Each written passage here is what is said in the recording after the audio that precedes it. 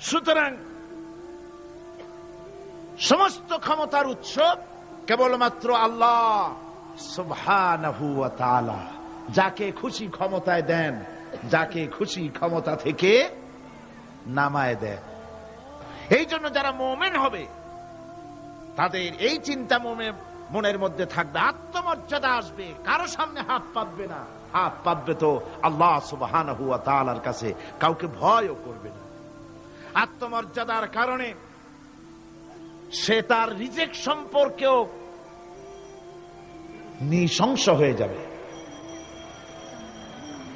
অর্থাৎ রিস্ক সম্পর্কেও তার পরোয়া থাকবে না। যে হক কথা যদি বলি তাহলে যদি আমার চাকরি না থাকে, আছেন এরকম লোক, হক কথা যদি বলি চাকরি যদি না থাকে, দাওয়াত যদি আর না হয়, গুলি খেয়ে যদি মরি, এই চিন্তাও মুমিনের লোকের মধ্যে থাকে না। যেহেতু তার আত্মমর্যাদা এসেছে। রিস্কের মালিক মসজিদের মুতাল্লি নয়। অনেক ইমাম আছে মসজিদে, হক কথা বলতে সাহস পায় না, হক কথা বলার সাহস পায় না। মনে করে রিস্কের মালিক মুতাল্লি অথবা সেক্রেটারি। আর দুর্ভাগ্যজনক সত্য, বাংলাদেশের অধিকাংশ মসজিদের মুতাল্লি আর সেক্রেটারি এমন লোক যারা ধর্মনিরপেক্ষতাবাদে বিশ্বাসী, যারা ইসলামের রাজনীতিতে বিশ্বাস করে না। এ ধরনের বহু লোক মসজিদের সেক্রেটারি, মেম্বার, মুতাল্লি হয়ে বসে আছে, আর মসজিদের ইমামদেরকে হক কথা বলতে দেয় না। আছে না ইমাম সাহেবরাও? আমি কিন্তু পাইকারি কথা বলছি না, আলহামদুলিল্লাহ যোগ্যতা সম্পন্ন ইমাম আছেন যারা কথা বলেন। আবার কিছু লোক আছে যারা ভয় পান। আমি তাদের উদ্দেশ্যে বলছি, কোরআনে কারীম বলছে রিস্কের মালিক হচ্ছেন আল্লাহ সুবহানাহু ওয়া তাআলা। তোমার রিস্কের পরোয়াটা কিসের? ইন্নাল্লাহা হুয়ার রাজ্জাকু ওয়াতিল মাতিন। রিস্কের মালিক তো আল্লাহ পাক, তার হাতেই সমস্ত রিস্ক। রিস্ক কার হাতে? বাংলাদেশ পৃথিবীর দ্বিতীয় বৃহত্তম মুসলিম দেশ। এই দেশে বসে মসজিদে কথা বলতে ভয় পায় মুসলমানেরা, মসজিদে বসে কথা বলতে ভয় পায়। কিন্তু ভারতের দিকে তাকান, ভারতের দিল্লির জুমা মসজিদের ইমাম আব্দুল্লাহ বুখারী, লোকটার জন্য দোয়া এসেই যায় দিল থেকে। যখন কলকাতার হাইকোর্টে কোরআনে কারীমকে ব্যান করে দেওয়ার জন্য মামলা দায়ের করা হলো, দিল্লির জুমা মসজিদের ইমাম বক্তৃতা করলেন। সেই বক্তৃতার ক্যাসেট আমার কাছে পৌঁছানো হয়েছিল। আমি বক্তৃতা যখন শুনছিলাম আমার মনে হচ্ছিল যেন তার মুখ থেকে আগুন বর্ষণ হচ্ছে। তিনি বলতেছিলেন যে এই ভারতকে আমরা সাজাইছি, এ ভারতকে আমরা পাতা পল্লব দিয়ে, শাখা প্রশাখা দিয়ে, ফুল দিয়ে, ফল দিয়ে গোটা ভারত 850 বছর বসে আমরা সাজিয়েছি। এ ভারতের কুতুব মিনার আমার, এ ভারতের তাজমহল, শীষমহল, এ ভারতের দেওয়ানি আম, দেওয়ানি খাস, এ ভারতের যা কিছু দেখার, যা কিছু সৌন্দর্য সব মুসলমানেরা করেছে।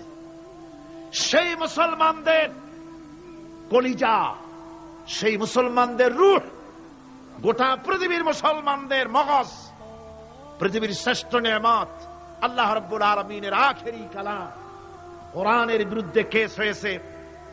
আব্দুল্লাহ বুখারী বলছেন, এই কোরআনের বিরুদ্ধে, কোরআন ব্যান করার মতো রায় যদি ভারতের কোন জজ মুখ দিয়ে উচ্চারণ করে কোরআন ব্যান করা হলো, তিনি বলছেন আমি ভারতের জুমা মসজিদের ইমাম শুধু নই, ভারতের 20 কোটি মুসলমানের ইমাম আমি।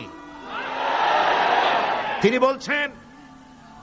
বলছেন যদি কোরআনে কারীমকে ব্যান করার রায় ঘোষণা করবে যে জজ, সে জজকে আমি পায়ের নিচে পাড়ায় ধরে বাম হাত দিয়ে তার জিহ্বাটা টেনে ছিঁড়ে ফেলে দেব।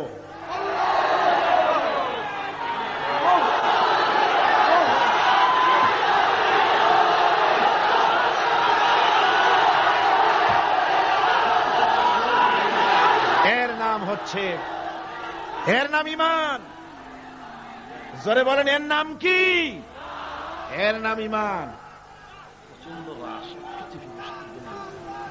ঈমান আনার পর প্রথম যে কোয়ালিটিটা হবে সেই কোয়ালিটি হচ্ছে পার্সোনালিটি, আত্মসম্ভ্রম, আত্মমর্যাদা।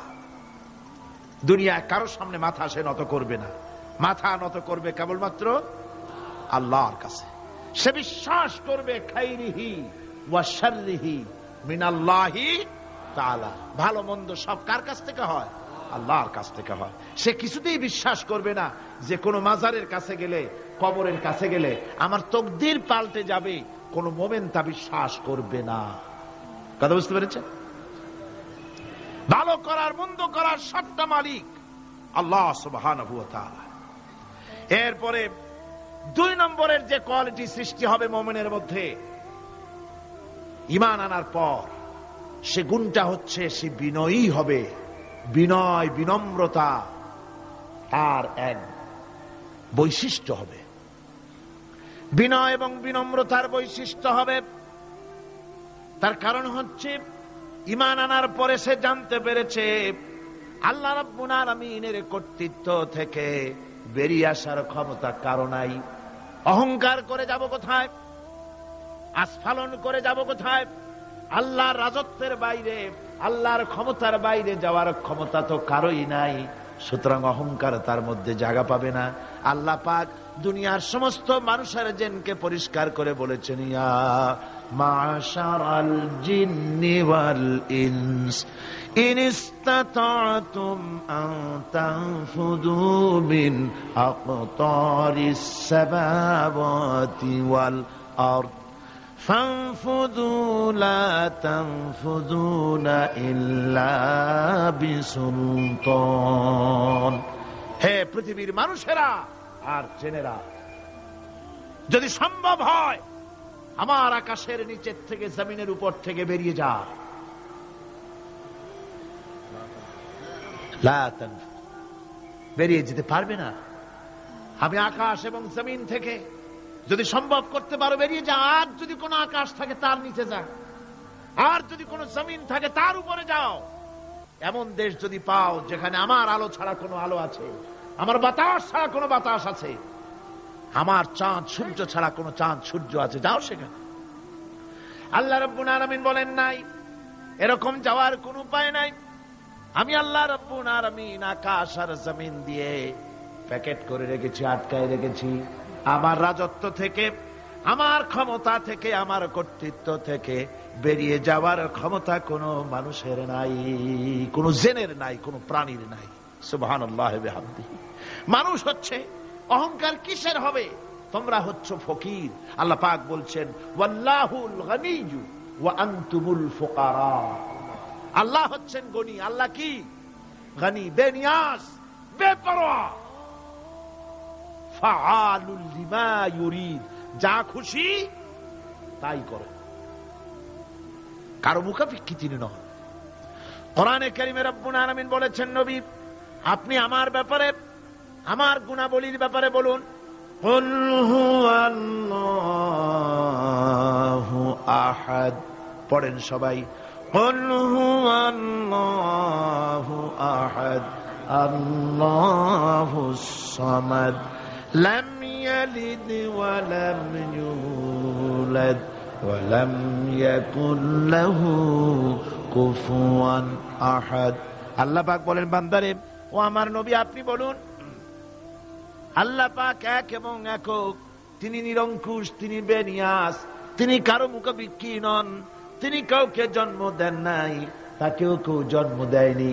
আকাশ এবং জমিনে আল্লাহর সমকক্ষ কেউ নাই।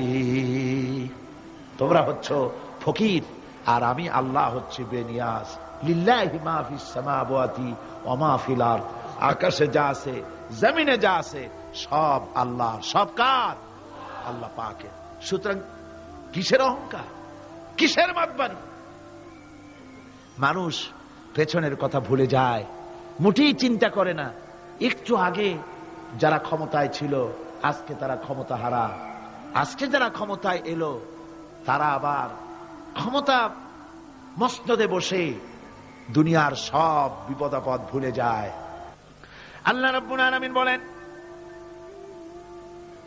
যারা নাকি মুমিন, মুমিন বান্দাদের বিনয় এবং বিনম্রতা তাদের মধ্যে সৃষ্টি হয়ে যাবে। তার কারণ হলো আল্লাহ পাক বলেছেন, ওয়ালা তামশি ফিল আরদি মারহান ইন্নাকা লান তাখরিকাল আরদা ওয়ালান তাবলুগাল জিবালা তুলা।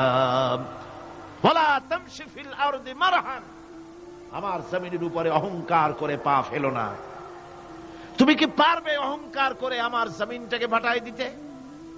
কি বলেন, পারা যাবে?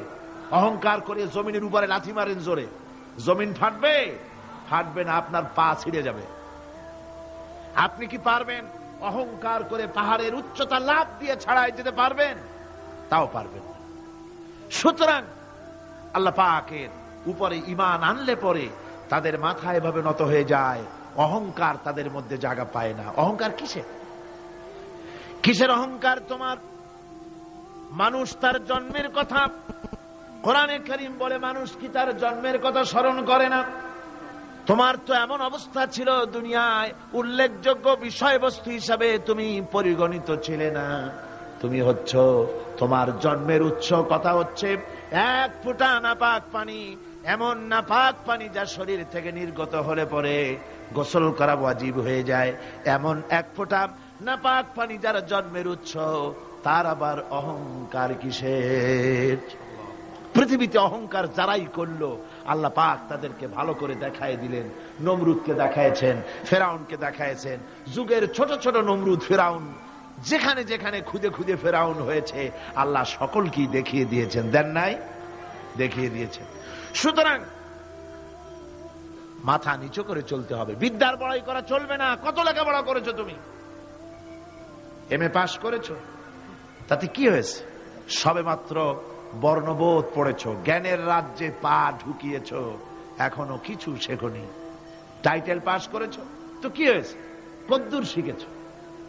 নিউটনের মতো মানুষ মৃত্যুর সময় বললেন, জ্ঞান সমুদ্রের বেলাভূমিতে দাঁড়িয়ে সামান্য বালু কণা নিয়ে নাড়াচাড়া করলাম, অথই সমুদ্রের কিছুই দেখতে পারলাম না। শেখ সাদী রহমতুল্লাহ আলাইহি ইন্তেকালের সময় বলেছেন, মালুম শোধ কি হিচ মালুম না শোধ, সারা জীবন সাধনা করে বুঝিলাম ইহা যে কিছুই বুঝিলাম না। এগুলি হচ্ছে জ্ঞানীদের কথা। আর কোন রকম ইউনিভার্সিটির বারান্দা দিয়ে 3-4 দিন হাঁটছে, কয় যে সব বুঝি। কি বুঝছো? কয় দেয়ার ইজ নো গড, স্রষ্টা বলতে কেউ নেই। পাগল কি আর গাছে ধরে মিয়া? সুতরাং বিদ্যার বড়াই চলবে না, স্বাস্থ্যের বড়াই চলবে না, অর্থের বড়াই চলবে না। অর্থের বড়াই করবে, কত অর্থ তোমার হয়েছে? আল্লাহ যদি ইচ্ছে করেন ব্রেনের মধ্যে, মগজের মধ্যে এমন টিউমার করে দিবেন, মগজের মধ্যে এমন ক্যান্সার করে দেবেন, হার্টের ভিতরে এমন ক্যান্সার লাগাই দিবেন, 14 গোষ্ঠী বিক্রি করলে ঔষধের পয়সা হবে না। পারবে কিনা আল্লাহ কর? জোরে বলবেন, পারবেন কিনা? এমন বহুত অসুখ আছে ডাক্তাররা বোঝেই না ঔষধ দেবে কি, কি রোগ ডাক্তাররাই বোঝে না। এগুলি ইংল্যান্ড এবং আমেরিকায় যখন যাই, সেখানে বহুত লোক দোয়া নিতে আসে, কয় যে হুজুর দোয়া করেন, দীর্ঘদিন পর্যন্ত রোগে ভুগতেছি। কি রোগ? অমুক রোগ। তাই এখানে এত মডার্ন মেডিকেল সায়েন্স এত উন্নত হয়েছে, ডাক্তাররা কি কয়? কয় ডাক্তাররা ব্লাড, স্টুল, ইউরিন, গোষ্ঠী সুদ্ধা টেস্ট ফেস্ট করিয়া কয় যে বুঝি না কি হয়েছে। এগুলো আল্লাহ পারেন কিনা কর। সুতরাং পয়সার বড়াই করো না, পয়সার বড়াই করো না। কারণ পয়সার বড়াই করেছিল, আল্লাহ পাক দুনিয়া থেকে ধ্বংস করে দিয়েছেন। ইলমের বড়াই শয়তান করেছিল, আল্লাহ তার উপরে লানত দিয়ে দিয়েছে। সুতরাং মুমিন বান্দা যারা আল্লাহর দ্বীনকে কবুল করবে, কালেমা পড়বে, তার অন্যতম একটি কোয়ালিটি হচ্ছে সে বিনয়ী, বিনম্র হবে। সুবহানাল্লাহ পড়ে। অহংকার তার মধ্যে জায়গা পাবে না। হাদিসে কুদসির ভিতরে এসেছে, আল্লাহ পাক বলেন, অহংকার হচ্ছে আমার ইজার, আমার চাদর স্বরূপ। যে ব্যক্তি অহংকার করে সেজন্য আমি আল্লাহর চাদর নিয়ে টানাটানি করে। নাউযুবিল্লাহি মিন যালিক। মুমিন ব্যক্তি কলেমা পড়ার পর, ঈমান আনার পরে যে কোয়ালিটি হওয়া উচিত আল্লাহর পরে ঈমান আনলে পরে যে কোয়ালিটি হওয়া দরকার, সেটা হচ্ছে তার মধ্যে বীরত্ব এবং নির্ভীকতা আসবে। সে ব্যক্তি নির্ভীক হবে, মৃত্যুর ভয় পাবে না, মৃত্যুর ভয় পাবে না। তার কারণ হলো মুমিন ব্যক্তি ঈমান আনার পরে জানতে পেরেছে যে মৃত্যু থেকে পালাবার উপায় কোনো প্রাণীর নাই। আছে নাকি? মৃত্যু থেকে পালানো যাবে? মৃত্যু থেকে পালানো যাবে না। মুমিন এই জন্য ভয় পাবে না। এই জন্য মুমিন জীবনে একবার মরে, মুমিন সবসময় বীর পুরুষ হয়। মুমিন কি হয়? আর মুনাফিক হয় কি? কাপুরুষ। মুমিন মরে জীবনে একবার, আর মুনাফিক মরে জীবনে কয়েকবার। সাইকেলের টায়ার বাস চলে চিতই পড়ে বয়স ছোটে, ট্রাকের টায়ার বাস চলে তো হুশই থাকে না, আর কোথাও বোমা পড়লে এমনি তার রুহু উড়ে যায়। এই হলো দুর্বল ঈমানের লক্ষণ, মুনাফিক। আর মুমিন ব্যক্তি এগুলি ভয় পায় না। তার কারণ হচ্ছে কোরআনে কারীম বলেছে, কুল ইন্নাল মাউতাল্লাযী তাফিরুনা মিনহু ফাইন্নাহু মুলাকীকুম। বলো, মৃত্যুর থেকে পালাবার কোনো উপায় নাই। যেখানেই যাও না কেন মৃত্যু তোমাকে ধরবেই। তোমাকে যেখানেই যাও তুমি, মৃত্যু তোমাকে খুঁজে বের করবেই। মরণ থেকে পালাও তুমি, মরণ তোমায় লইবি ঘিরি। যদিও সুদূর আকাশ পানে, লুকাও সেথায় লাগিয়ে সিঁড়ি। এ মহারোগের চিকিৎসক নাই, নাই সে ঔষধ জগতে। খুঁজিয়া কাতর হইলে কি হবে, পারিবে না তারে ফিরাতে। যেখানেই যাও পালাবার উপায় নাই, মৃত্যু তোমাকে ধরবেই। এই মৃত্যুর কাছ থেকে পালাবার পথ যখন নাই, তখন ক্ষণস্থায়ী জীবনের মায়া করে হকের রাস্তা থেকে বিরত থাকার কোনো অর্থ হয় না। বরং এই রাস্তায় যদি জীবন দেওয়া যায়, সে জীবন, সে মৃত্যু নয়, সেটার নাম জীবন। সেটার নাম কি? জীবন। আরে জীবন তো আল্লাহ কিনে নিয়েছেন। আমাদের জীবন কে কিনে নিয়েছেন?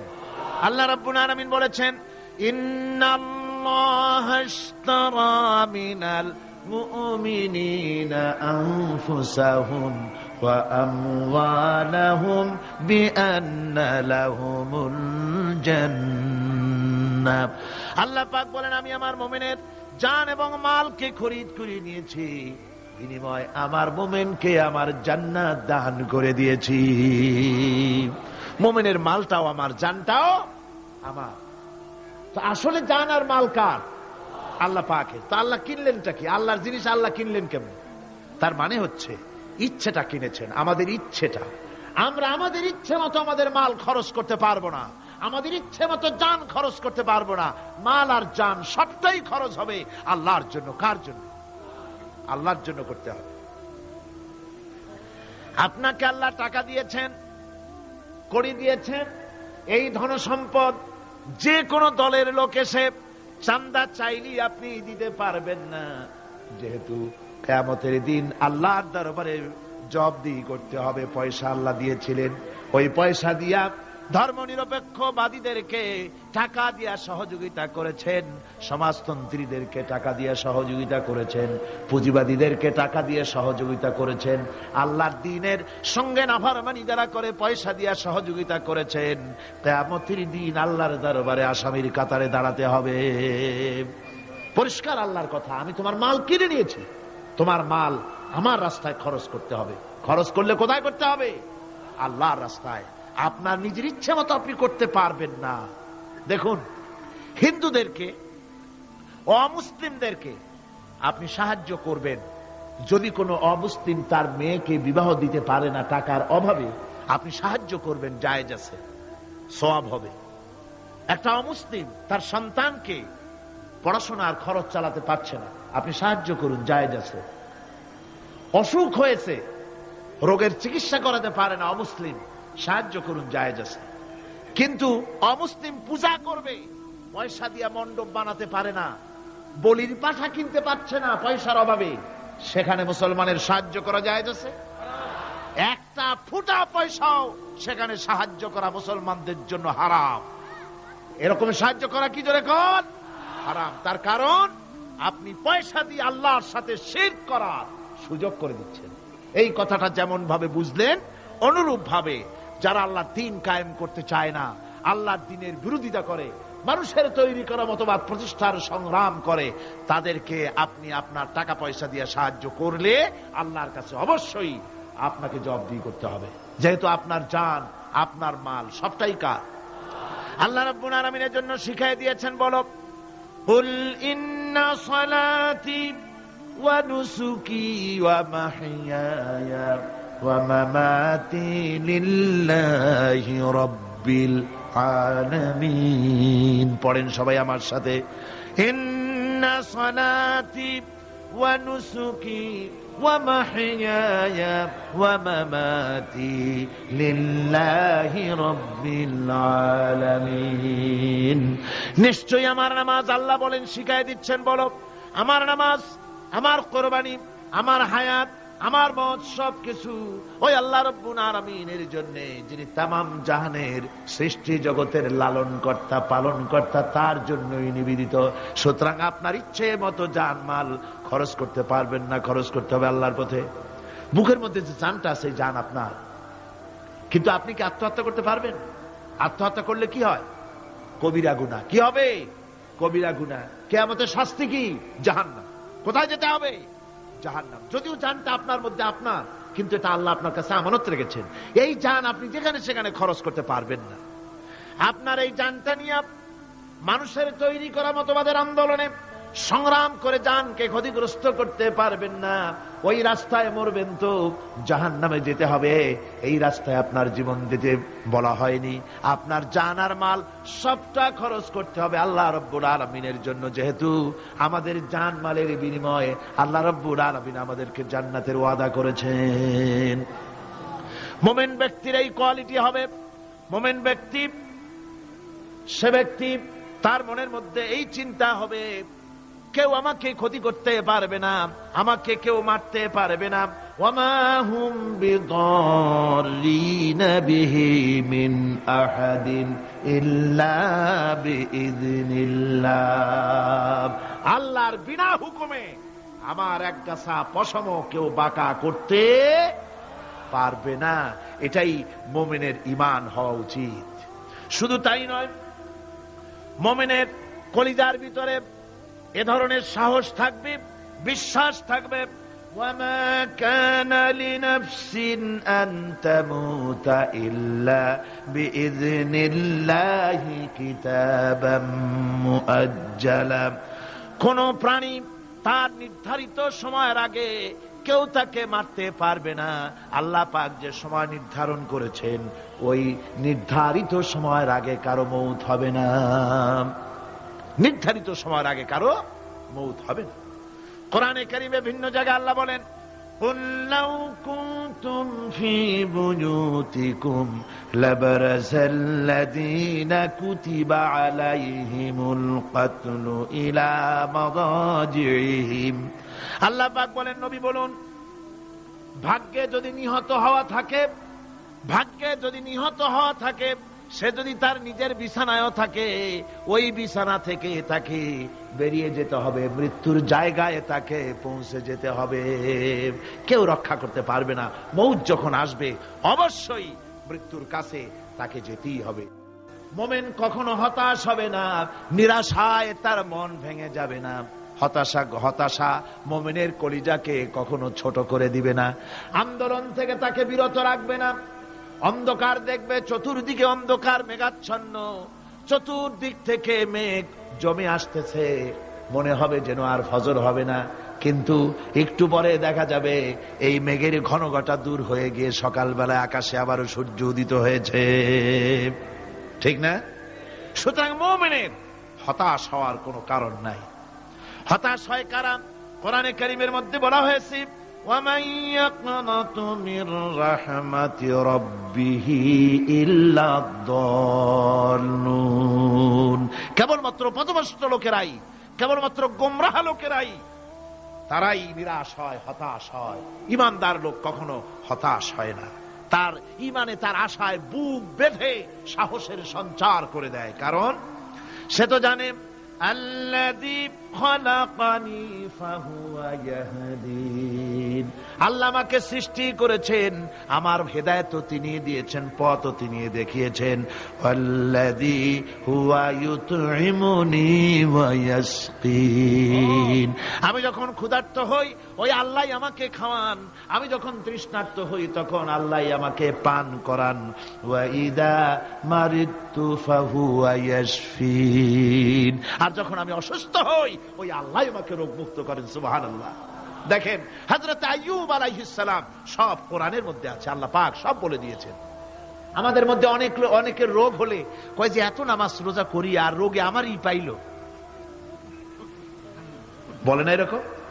নামাজ রোজা করি, দান সদকা করি, হজ করি, আর আমারই রোগটাই পাইলো, এই রোগ ছাড়েই না। আশ্চর্য কথা, রোগ দিয়ে আল্লাহ মানুষের ঈমান পরীক্ষা করে। ধৈর্য ধরতে হবে। হযরত আইয়ুব আলাইহিস সালামের রোগ হলো 18টি বছর পর্যন্ত রোগে ভুগলেন। 18 বছর শরীর পচে যেতে লাগলো, বিবি বাল বাচ্চা সব তার কাছ থেকে ছড়ে গেল। গ্রামের লোকেরা তাকে তাড়ায় দিল, জঙ্গলের ভিতরে তিনি কাটাতে লাগলেন। এরপরে তিনি কষ্টে অস্থির হয়ে গেলেন, কোন শেকায়েত আল্লাহর দরবারে তোলেন নাই। বলেছেন, আয় আল্লাহ পাক, আমি দারুণ ভাবে রোগগ্রস্ত হয়ে পড়েছি, আর তুমি রহমান রহিম। হযরতে আইয়ুব আলাইহিস সালাম 18টি বছর রোগ ভোগ করার পর যখন তিনি লক্ষ্য করলেন শুধু শরীরের ভিতরেই পোকা না, এবার পোকা জিহ্বার মধ্যে শুরু হয়ে গেছে, জিহ্বায় পোকা ধরেছে, গায়ের গোশতে পোকা, পুষ পোকা, পচে পচে শরীর পড়তেছে, জিহ্বার মধ্যেও পোকা হয়ে গেছে। হযরত আইয়ুব আলাইহিস সালাম এবার আল্লাহর দরবারে হাত তুলে বলেন, রব্বুল আলামিন, এতদিন কোনো কথা বলি নাই, 18টি বছর পর্যন্ত হাসি মুখে আমি সহ্য করে চলছি, তুমি রোগ দিয়েছো বলার আমার কিছুই নাই, কিন্তু এবার অবশ্যই শিকায়েত করব, যেহেতু আমার জিহ্বায় পোকা ধরেছে, মাবুদ আমার জিহ্বায় পোকা দিও না, আমার জিহ্বায় যদি পোকা হয়ে যায় তাহলে তোমার মতো আল্লাহর জিকির আমি কি দিয়া করব? আয় আল্লাহ, জিহ্বাটা সুস্থ রাখো যাতে করে তোমার জিকির করতে পারি। সুবহানাল্লাহ।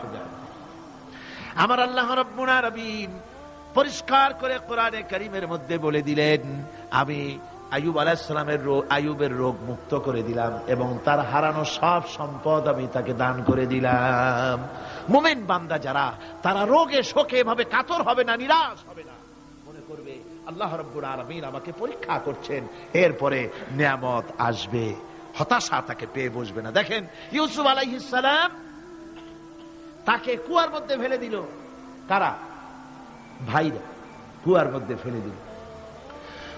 কুয়ার মধ্যে ফালানো হয়েছে, ভাইরা মনে করলো এটা মরণ কুয়া, এটা মৃত্যু কূপ, এখানে ইউসুফ আলাইহিস সালাম শেষ হয়ে যাবে। কিন্তু ওই 11 ভাইরা জানতো না এটা মৃত্যু কুয়া নয়, এটা হচ্ছে একদিকে কুয়ার মুখ আর একদিকে মিশরের সিংহাসন। এটা কেনানের কুয়ার মধ্য থেকে ইউসুফ আলাইহিস সালাম ঢুকলেন, এটা একটা টানেল, সুড়ঙ্গ পথ, কুয়ার এক মাথা দিয়া ঢুকলেন আর এক মাথা দিয়া মিশরের সিংহাসন দখল করলেন। সুবহানাল্লাহ। আল্লাহ কোথা থেকে কোথায় নিয়ে গেলেন। হযরতে ইয়াকুব আলাইহিস সালাম সন্তানের শোকে অস্থির হয়ে গেলেন, সন্তানের শোকে অস্থির হয়ে গেলেন, কিন্তু তিনি নিরাশ হন নাই, হতাশ হন নাই।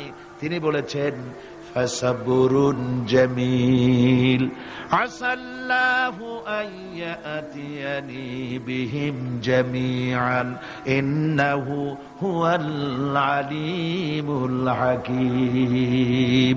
ফাসাবরুন জামিল, আমি উত্তম ধৈর্য ধারণ করব এবং আমি আশা করি অতি শীঘ্র আল্লাহ রাব্বুল আলামিন আমার যা আমি হারিয়েছি আমাকে আল্লাহ পাক মিলাই দিবেন। সুবহানাল্লাহ বিহামদি। আর আল্লাহ পাক হযরত ইয়াকুব আলাইহিস সালামের কাছে হযরত ইউসুফকে মিলাই দিলেন। সুবহানাল্লাহ বিহামদি। সুতরাং মুমিন ব্যক্তি কখনো নিরাশ হবে না, হতাশা নিরাশায় তার মন ভেঙে দেবে না। দেখা যাচ্ছে ইসলামী আন্দোলন আর বুঝি রইল না, বুঝি শেষ হয়ে গেল। চতুর্দিক থেকে বন্য হায়নারা অস্ত্র নিয়ে, বিদেশি টাকা নিয়ে, সম্পদ নিয়ে চতুর্দিক থেকে হামলা শুরু করেছে, আর বাঁচার পথ নাই। ইসলামী আন্দোলন বুঝি শেষ না। মুমিন যারা তারা হতাশায় ভোগে না, কি বলেন, হতাশায় ভোগে? মোটেই হতাশায় ভোগে না। তারা মনে করে নিশ্চয়ই এর ভেতরে রয়েছে কল্যাণ। এর মধ্যে কি রয়েছে? আমার বন্ধুগণ, মানুষ হতাশায় যেন না ভাঙে। গুনাহ করেছে, গুনাহ করার কারণে কোন মুমিন যেন হতাশায় ভেঙে না পড়ে, সেই জন্য আল্লাহ তাকে বলেছেন লা তাকনাতু মির রাহমাতিল্লাহ, বান্দারে আমার রহমত থেকে মায়ুস হইস না, নিরাশ হইস না, আমি রহমান, আমি রহিম। জোরে কোন সুবহানাল্লাহ। আমার বন্ধু, আপনারা কোন পৃথিবীতে কে আছে এমন, কোন সত্তা আছে এমন যে অপরাধীকে দেখে বলে আয় তোরে মাফ করে দেব? আছে কেউ এমন? বাপও বলেন, বাপও ছেলে যদি অপরাধ করে দেখে বলে না আয় মাফ করে দিই। অবশ্য মন চায় ছেলে মাফ চাক, তাহলে মাফ করে দিব। মাফ না চাও পর্যন্ত বাপেও ডাকে না, মাও ডাকে না যে অপরাধ করেছিস আয় মাফ করে দিই। জোরে বলেন, কেউ বলে? আকাশ ও জমিনে একমাত্র মেহেরবান সত্তা আমার রব্বুল আলামিন। মানুষ যখন গুনাহ করে রব্বুল আলামিন বলে বান্দারে গুনাহ করেছিস আমার সামনে আয়, গুনাহ মাফ চা, চোখের পানি ফেলা। যত বড় গুনাহ তোর হোক না কেন আমি রব্বুল আলামিন তোর গুনাহ খাতাকে মাফ করে দেব। কিভাবে মাফ করব? মানুষ যদি কোনো অন্যায় করে, অপরাধ করে, চুরি করে, ডাকাতি করে, পুলিশ তাকে অ্যারেস্ট করে, থানায় তার নাম লেখা হয়ে যায়, কয়েক বছর জেল খাটার পরে মুক্ত হলো, কিন্তু থানার ব্ল্যাক লিস্টে দাগি খাতায় যে নাম থাকলো ওই নাম কাটা যায় না। আবার অপরাধ করলো, আবার জেল হলো, আবার মুক্ত হলো, থানায় আরেকবার নাম লেখা হলো। যতবার অপরাধ করবে ততবার থানায় নাম লেখা যাবে, জেল খাটবে, জরিমানা দেবে, কিন্তু কালো খাতা থেকে তার নাম মোছা হবে না। আল্লাহ রাব্বুল আলামিনের অফিসের কাণ্ড ভিন্ন।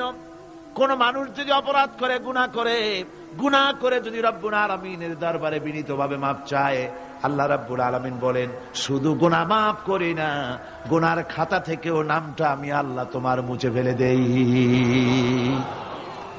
গুনাহ আমার কাছে মাপ চাও, আমি আমাকে ডাকো, আমি তোমার কাছে আছি। وَإِذَا سَأَلَكَ عِبَادِي عَنِّي فَإِنِّي قَرِيبٌ। আল্লাহ পাক বলে বান্দা যখন আমাকে ডাকে আমি বান্দার একদম নিকটে, তার ঘাড়ের চাইতেও নিকটে। ওয়ানাহানু আকরাবু ইলাইহি মিন হাবলিল ওয়ারিদ। আমি আমার বান্দার শারক, যে রগের উপরে তার মাথা, এর থেকেও আমি আমার বান্দার বেশি নিকটে। সুবহানাল্লাহ পড়ে। আমি তোমার কাছে, আমার কাছে মাপ চাও, যত বড় গুনাহ হোক। ওয়াকালা রাব্বুকুম উদউনি আস্তাজিব লাকুম। তোমার প্রভু তোমাকে ডেকে বলেছে আমাকে ডাকো, আমি মাফ করে দেব। সুবহানাল্লাহি ওয়া বিহামদিহি। কত বড় কথা, আমাকে ডাকো, নিরাশ হয়ো না, হতাশ হয়ো না। আল্লাহর গজব বেশি না রহমত বেশি? আল্লাহর রহমত বেশি। হাদিসে কুদসির ভিতরে এসেছে, আল্লাহ পাক বলেছেন কোন বান্দা যদি আমার দিকে এক বিগত অগ্রসর হয়, আমার রহমত তার দিকে এক হাত এগিয়ে যায়। কোন বান্দা যদি আমার দিকে হেঁটে আসে, আমার রহমত তার দিকে দৌড়ে যায়। বান্দা যখন আল্লাহর দরবারে দুহাত উঁচু করে চোখের পানি ফেলে দেয়, মুসলিম শরীফের হাদিসের ভিতরে এসেছে গভীর রাত্রে, রাতের তৃতীয় অংশে আল্লাহ রাব্বুল আলামিন প্রথম আকাশে আসেন আর ডেকে বলেন পৃথিবীতে আছো নাকি কেউ গুনাহ করে জীবন বরবাদ করে দিয়েছো, আমার কাছে মাপ চাও। ঋণগ্রস্ত আছো, অসুস্থ আছো, অপমানিত আছো, কে আছো মাজলুম, আমাকে ডাকো, আমার কাছে বলো, আমি ডাকের সাড়া দেব, জীবনের আশা পূরণ করে দেব। ওই সময় যেই সমস্ত লোকেরা কান্দে তাহাজ্জুদের নামাজ পড়ে, আল্লাহ জিজ্ঞেস করেন ফেরেশতারা অমুক অমুক দেশে অমুক অমুক বান্দারা কান্দে কেন? ফেরেশতারা বলে রব্বুল আলামিন তুমি তো ভালো করে জানো। আল্লাহ বলেন জানি, তবুও তোমাদের মুখে শুনতে চাই। তারা বলে রব্বুল আলামিন তোমার এই বান্দা গুনাহ করেছি, গুনার জন্য মাপ চায়, জাহান্নাম থেকে বাঁচতে চায়। আল্লাহ পাক বলেন ফেরেশতারা আমার এই বান্দারা আমারে দেখেছে নাকি? বলে দেখে নাই। বলে আমার দোজখ দেখেছে নাকি? বলে না, তাও দেখে নাই। আমার বেহেশত দেখেছে নাকি? বলে না, তাও দেখে নাই। আল্লাহ পাক বলেন ফেরেশতারা সাক্ষী থাকো, ওরা আমাকে দেখে নাই, আমার বেহেশত দোজখ কিছুই দেখে নাই, শুধুমাত্র আমার নবীর কথা, আমার কোরআনের কথা বিশ্বাস করে আরামের ঘুমকে হারাম করে যেভাবে তারা কাঁদতেছে, সাক্ষী থেকে যাও ফেরেশতারা, আমার রহমতের দরিয়ায় জোশ মেরেছে, আমার ওই ক্রন্দনরত বান্দাগুলিকে আমি আল্লাহ মাফ করে দিলাম। সুতরাং মুমিন বান্দা যারা, আল্লাহর মুমিন বান্দা যারা, এই ঈমানের কোয়ালিটি, এটাও হতাশায় নিরাশায় ভেঙে পড়বে না। গুনাহ তো মানুষই করে, গুনাহ হয়ে গেছে, মাপ চাও। তোমার গুনাহ কদ্দুর? তোমার গুনাহ যদি হয় পাহাড় সমান, আল্লাহর রহমত আকাশ সমান। তোমার গুনাহ যদি হয় আকাশ সমান, আল্লাহর রহমত তো আরশে আজিম ছাড়াই গেছে। সুবহানাল্লাহ বিহামদিহি। সুতরাং রহমানুর রহিম, গফুরুর রহিম, তার কাছে মাপ চাইতে হবে বিনীতভাবে, হতাশায় ভেঙে পড়লে চলবে না। এটা হলো মুমিনের আরেকটা কোয়ালিটি। এরপর আরেকটি কোয়ালিটি হবে মুমিনের, তা হলো কঠোর কঠিন বিপদে অবিচল থাকবে, বিপদে ভেঙে পড়বে না। বিপদ আপদ, শত্রুতা, ক্ষয় ক্ষতি যা কিছু হয় সবই আল্লাহর পক্ষ থেকে, এটা মেনে নিতে হবে এবং ধৈর্য ধারণ করতে হবে। বিপদ মুসিবত শুধু উম্মতের জন্য নয়, দুনিয়ার সমস্ত নবীদের বিপদ এসেছে, হয় নাই? নবীদের বিপদ আসে নাই? কোরআনে কারীম থেকে শুনুন, আল্লাহ রাব্বুল আলামিন বলেন, وَكَذَلِكَ جَعَلْنَا لِكُلِّ نَبِيٍّ عَدُوًّا مِنَ الْمُجْرِمِينَ। আল্লাহ পাক বলেন, এমনি করে আমি সকল নবীদের শত্রু বানিয়ে দিয়েছি সব পাপিষ্ঠ